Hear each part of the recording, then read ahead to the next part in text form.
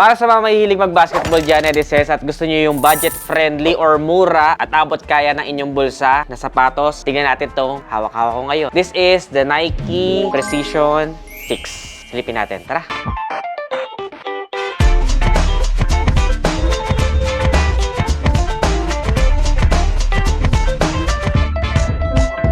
So, na-excite ako dito kasi napakasarap bumili ng sapatos na alam mo may value for money. Na, syempre, kung bibili tayo ng basketball shoes or yung iba sa atin ay gusto talaga yung original na, diba? Para maganda yung investment natin. Maximize natin yung experience at the same time, talagang alam natin pang matagalan or durable. So, ito yung isa sa mga handog ni Nike. May mga mas mura pa dito. Pero ito yung isa sa marami nag-recommend sa akin na sulit daw na ipangharabas na sapatos. So, last review natin sa sapatos, medyo pumatok ito and sorry naman at nag-expect pala kayo ng mga ilan sa mga specifications pero ngayon medyo may alam na tayo ng konti. Itong aking napili na kulay ay pwede din tong pang off-court. So napaka-flexible niyan tignan pag nakita ninyo. Tapos pwede din pang workout shoes, pang running. Halimbawa kung magte-treadmill ka sa gym, pwede na din to. Napaka-presentable na rin niya. So very versatile and indoor and outdoor din po ang sapatos na ito. So para sa mga maglalaro sa tabla at maglalaro sa semento ay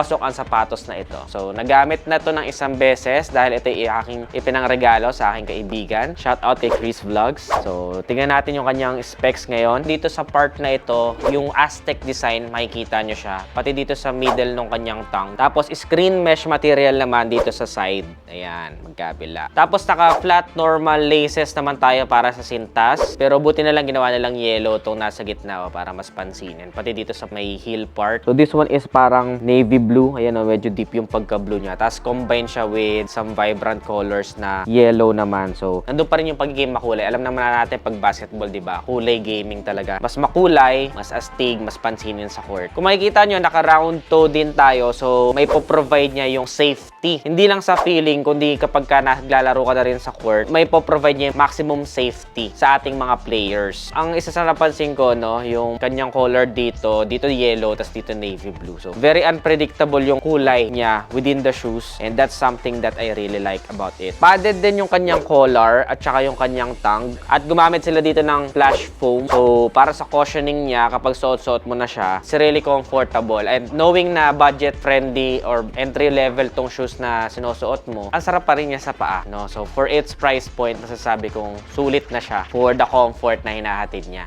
So, sa loob naman ay meron tayo ditong material na quilted at saka mga quick drying na lining and sculpted din yung kanyang mga foam, no? Hindi lang siya basta diretso, sculpted siya kung mapapansin ninyo on the inside. Pag nakita nyo yung insole niya, magkaiba yung left and right. So, sa right side ay kulay yellow, tapos yung left naman ay kulay blue. Kaya isipin mo, tanggal na ba yung insole ng isa? Yung pala, magkaiba lang pala ng kulay. So, removable yung kanyang insole for cleaning.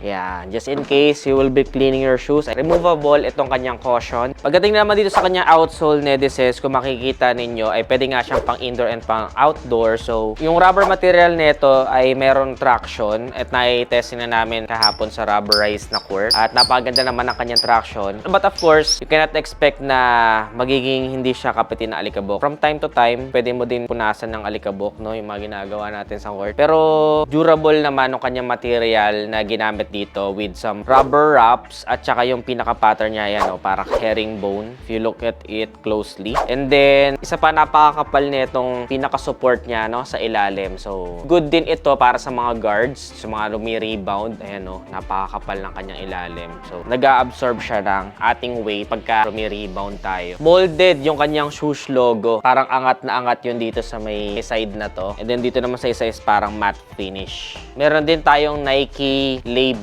sa top part ng kanyang tongue. Pattern niya, ayan, no. So, hindi lang siya basta plain na isang kulay lang, no. Meron din siyang konting laro sa kulay ng materials na ginamit. Isa rin sa napansin ko, napakalinis niya. Wala siyang mga shoe layovers all over kapag chinek mo siya. So, napaka-premium nung pakiramdam. Mabili mo pa lang siya, talagang sulit na sulit talaga. Tapos, para sa outsole naman, kung mapapansin nyo, naka-hard rubber compound tayo. So, yung durability is something na siguro benta voltahe talaga netong sapatos na ito. So kung pag ginawakan mo pa lang siya, netizens, makikita mo talaga yung value for money. Super compact, hindi siya nakakapanghinayang ipanglaro talaga dahil alam mo, mamamax out mo yung inyong basketball gaming with these shoes. And marami din nag-recommend sa akin na good nga ito para dun sa mga shoe collector or marami sapatos pang basketball. Isa talaga ito sa pang training shoes nila kasi nga ang sarap niya talagang ipangharabas. But for this one, of course, kung syempre pinag-ipunan nyo yung sapatos ninyo, ang maganda sa kanya, napaka-versatile niya at pwede mong gamitin even for working out, even hanging out with friends. Napaka-stylish din niya even sa off-court, no? Pwede mo siyang ipamporma. Kung mahilig kayo magpamporma ng basketball shoes, this is something that I can recommend na functioning in and outside the court. Given na pwede mo rin siyang ipanglaro sa indoor and outdoor. Ngayon, ito ay kung makikita nyo sa Nike app, may mga ibang color variations na din siya. But this one na nare-review natin ngayong araw is yung Midnight Navy nila at meron ito ngayong price point na nasa around 8,400 plus. Depende na lang sa inyong pagbibilihan. But some Nike outlets out there are offering 10% off. So, kayo nang bahalang mag-hunt kung saan nyo siya gustong bilhin. But soon enough, siguro makapag-recommend na rin ako kung saan kayo pwedeng bumili online. But for now, ito ay binili ko lang sa Nike Factory sa may SLEX, Shellman Plaza.